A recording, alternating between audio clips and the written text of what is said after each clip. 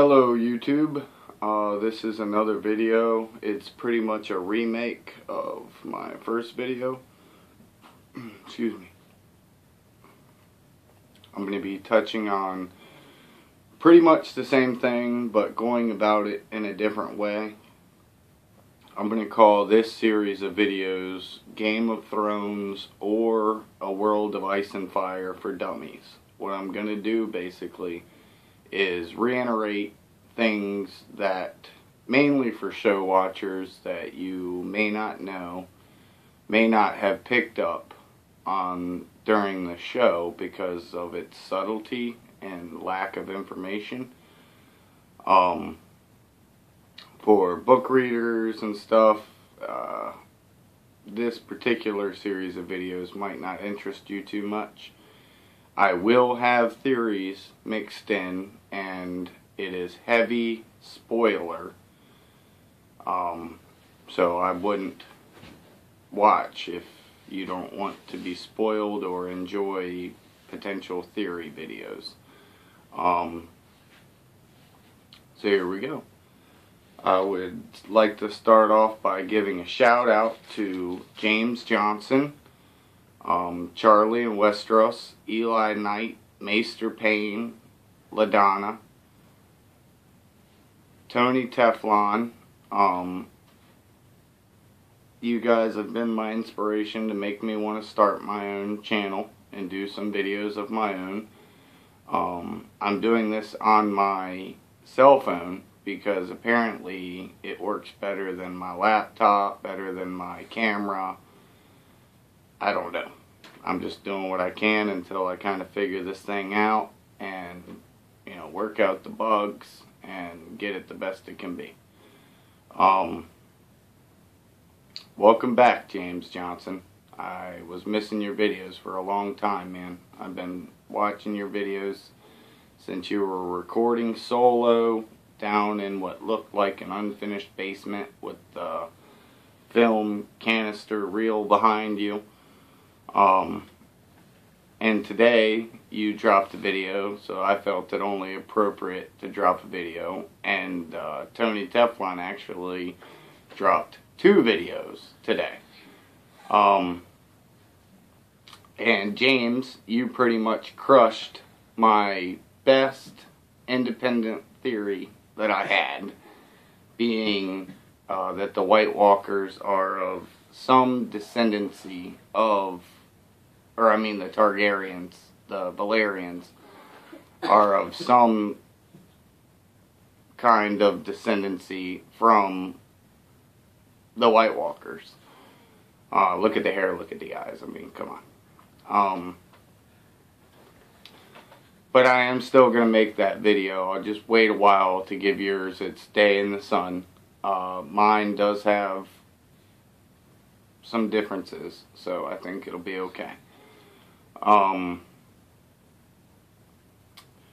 That covers my intro. As I said, this is a remake of another video that I made. I'll take it down probably soon. And this series of videos is going to be entitled Game of Thrones or A World of Ice and Fire, or whatever, for Dummies. It's going to cover probably what is one of, if not the most, video made on Game of Thrones, which is going to be Jon Snow's parentage with a twist. It's going to kind of explain Robert's rebellion, the cause of it, and things in between, during, before, and after that a lot of people might not know. And I'm referring to my notes so that I don't get dumbfounded, but I'm going to do my best to keep eye contact.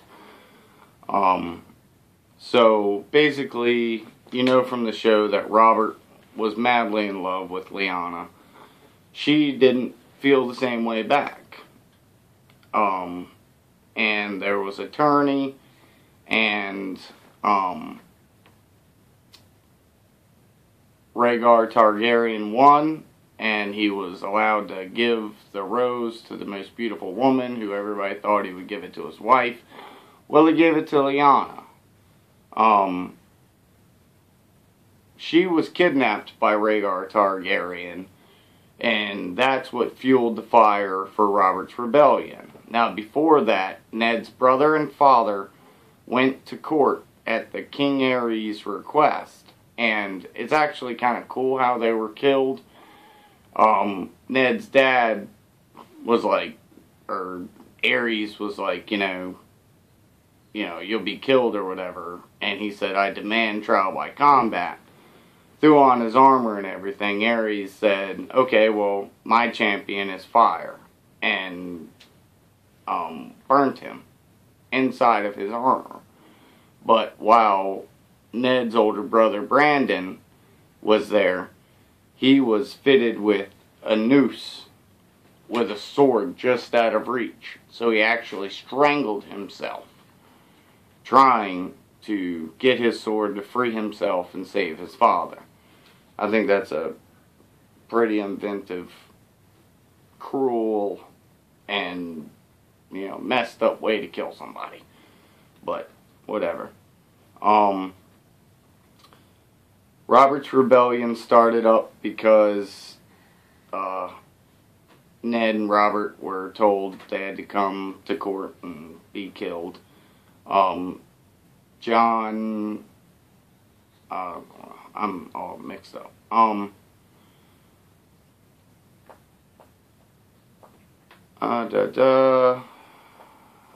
Skipping past all that. So, during Robert's rebellion, obviously we know that Ned commanded forces and freed Stannis up. You remember them talking about him eating books and rats and killing a couple seagulls, and, they were having a rough time. Ned went over there, didn't even have to fight. They just gave up and left, After everything was said and done, Ned rolls down to the Tower of Joy where his sister was being held. Him and 4 others. The name that needs to be known is Howland Reed. He was with Ned. There were 3 King's Guards there, and one of which, whose name needs to be known, is Sir Arthur Dayne. He wielded Lightbringer, which is this badass sword that was forged from a meteor. Okay? It's like milky white, it glows, it's a badass sword. It was forged by this dude Azor Ahai. I'll get to that later or in another video. Best sword in the world. Better than Valyrian steel. One of a kind. No other like it. 5 against 3. It ends up being Sir Arthur Dayne versus Eddard Stark and Howland Reed. Something happens which distracts Sir Arthur Dayne when he's just about to cut down Ned. The distraction gave Howland Reed enough time to get the drop on him and basically sucker punch. Took him down. Then Ned goes up to Tower of Joy only to find Lyanna dying and a bed of blood,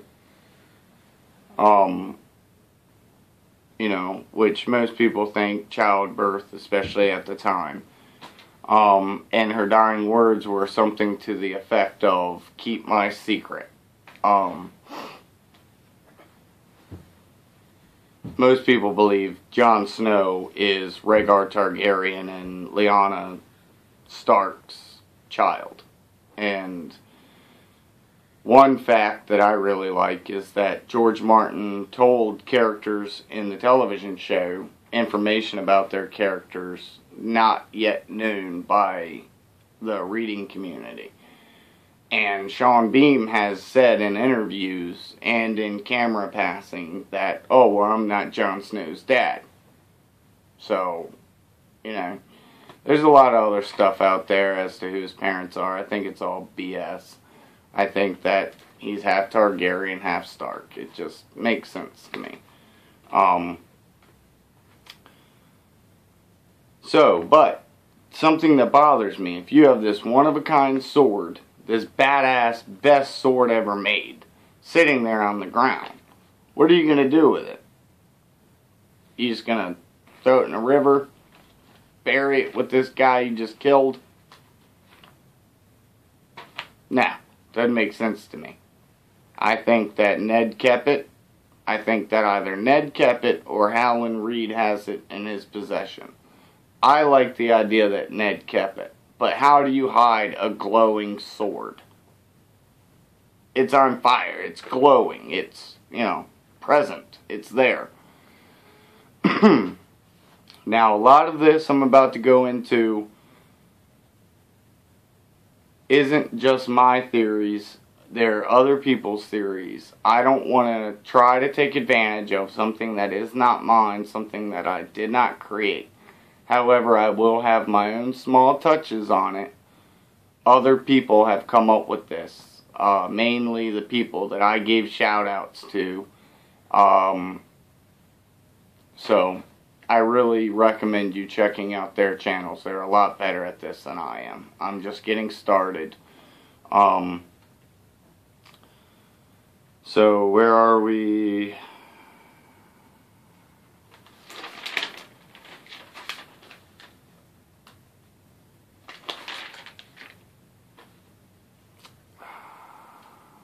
Sorry about the...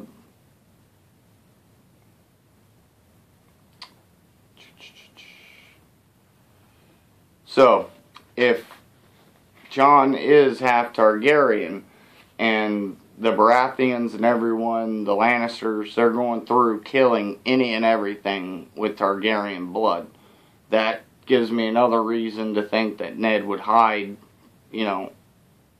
Jon's parentage. And even later, he opposes killing Dany.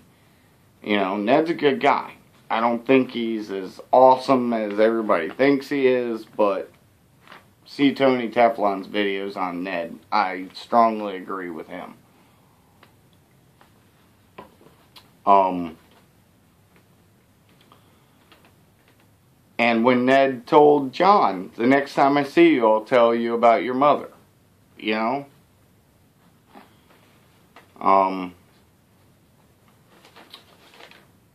So that was the whole Robert's Rebellion. That's why it happened. That's what started it. They touched on it. They didn't tell you a whole lot during the show, but that's what it was. There's more to it too. I'm just, book on tape, book for dummies, telling you.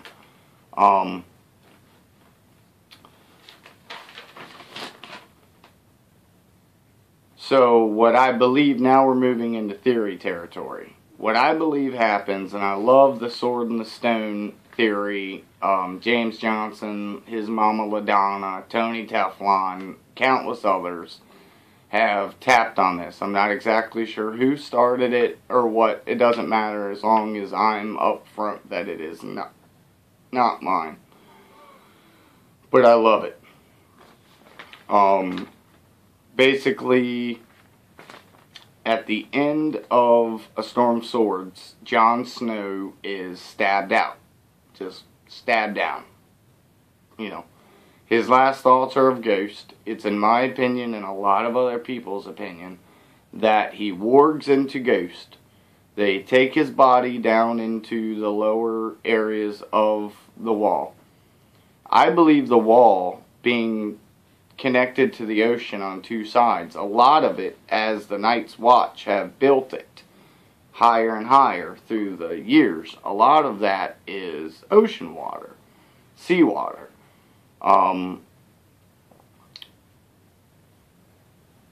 There's, I should say the prophecy of the recoming of Azor Ahai, which is the dude that made Lightbringer, is he must be reborn amidst salt and fire. He must wield Lightbringer, and he must awaken a dragon from stone. Okay? So I believe the wall is constructed a lot of seawater. I believe that he is to be resurrected by a fire priestess, so there will be fire and smoke present. I believe that because John was killed and technically died, his Night's Watch obligation has been completed and he is free to go. He does. I believe he goes to Winterfell. I believe he talks to Reek or whatever. Reek has been talking to Bran through the weirwood tree. He says, hey, go talk to the tree. John does. There's two different ways. There's a fork here. He could talk to Bran through the tree, or he could talk to Howland Reed. Either way, he gets the information he needs, but the difference is Howland Reed could have the sword and give it to him, in which case this is over. But I believe that he goes down the crypts of Winterfell. The only way Ned could hide a glowing sword was to put it in the cast of Lyanna. Jon breaks his mother's statue, pulls the sword, okay? He knows who he is. He has the sword. He's been reborn amidst salt and fire, which I believe that because he warged, he didn't lose any of himself, as Beric Dondarrion did. He said every time he came back, he lost a little bit of himself. He didn't, his mind and soul wasn't in his body at the time of death. So I believe that he maintained himself entirely. He pulls the sword. The third part of the prophecy is that he must awaken a dragon from stone. Well, Jon Snow being half Targaryen, and Targaryens are highly referenced as dragons, he himself is the dragon. And by breaking the stone, he awoke a dragon from stone. I would love for there to be a goddamn dragon down there. An ice dragon. I just don't see it happening like that. Let me run through this. And then Jon has, you know, everything he needs. I would love him, like Tony said, to have his father's armor. That would be awesome too, but I don't see it happening.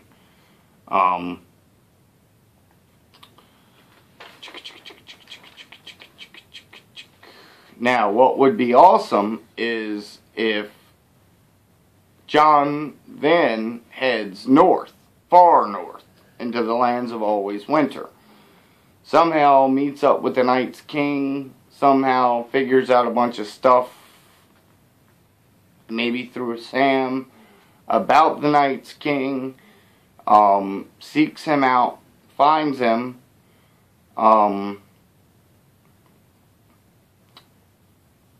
and this is one side of it, the way I see it happening. They come to an agreement, and they give Jon a goddamn ice dragon. They've got one.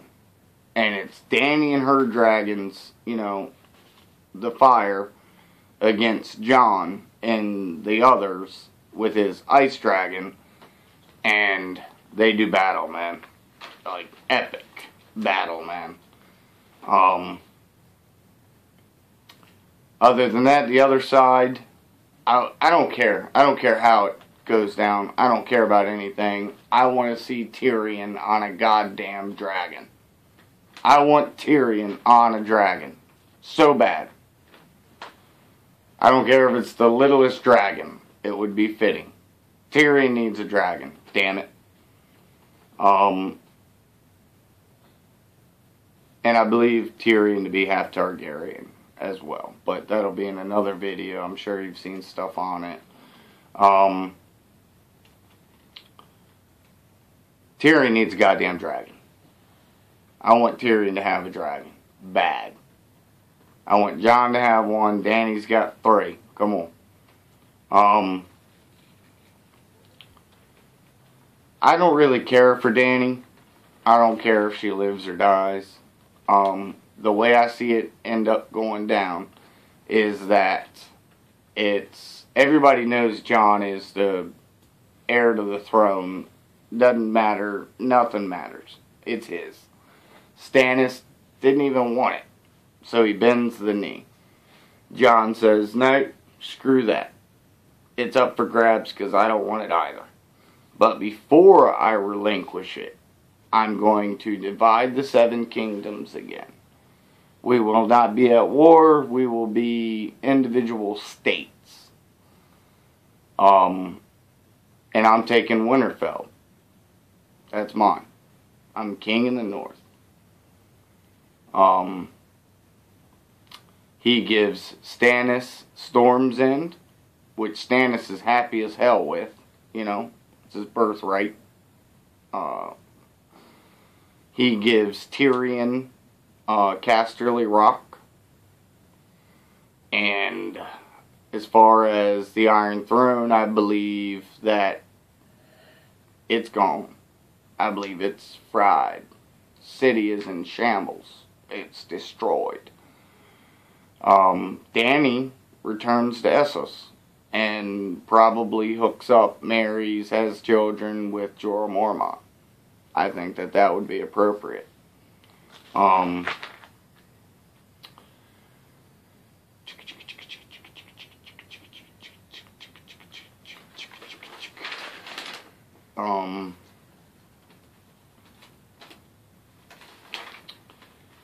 I think I'm going to end it there. But I'm going to give a preview for a next video. And it's going to be on a lot about Beric Dondarrion. It's going to be another Game of Thrones for Dummies video. I don't think a lot of the show watchers have linked together Season 1 episode when Robert had gone out hunting and Ned, Hand of the King at the time, was acting as king. And when the people said that the mountain had, killed and all that, he sent this dude to go hunt down the mountain, and that was Beric Dondarrion. A lot of people don't know that. The Brotherhood without banners, the dude's in the cave with the flaming sword, and he's been killed all these times and resurrected and all that.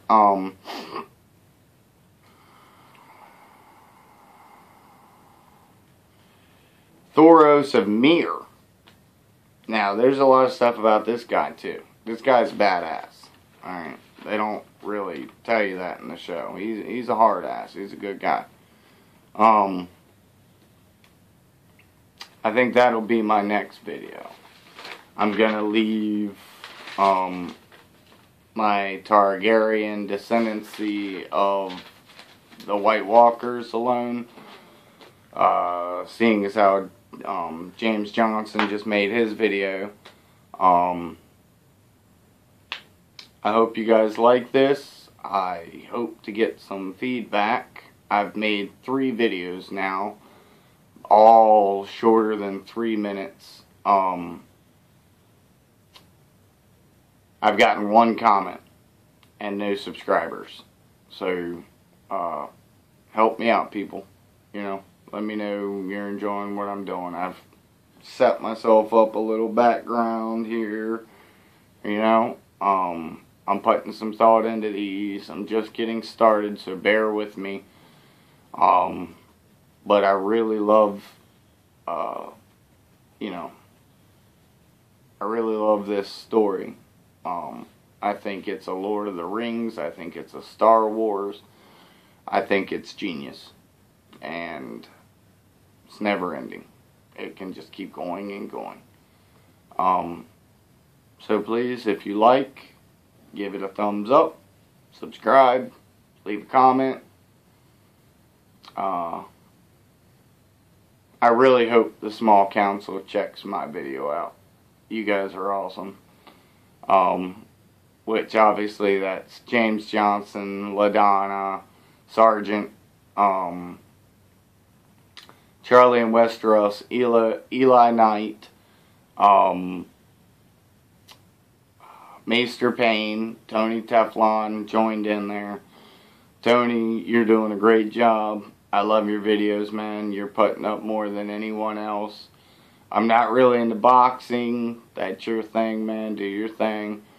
I'm not really a big computer internet guy.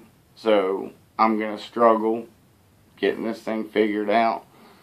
But thank you very much. Have a good night. Short and sweet.